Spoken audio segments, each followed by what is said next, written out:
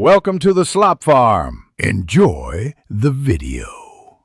You begin by making sure Chrome is current and you're in the profile where you want the extension.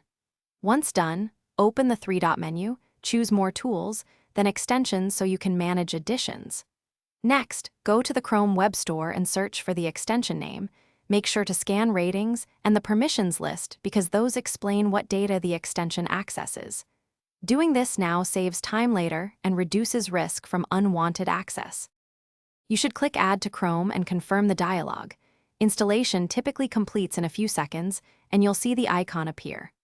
Once installed, pin the extension to the toolbar for quick access and open its options or settings page to configure behavior. This is where you tailor features to your workflow.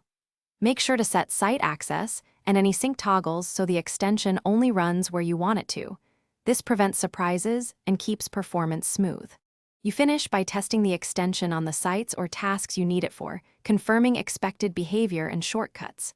If something seems off, visit Chrome//extensions to enable, disable, or update the item. That page also shows errors and permissions. If the extension is missing or not working, sign out and back into the profile, restart Chrome, or remove and reinstall it.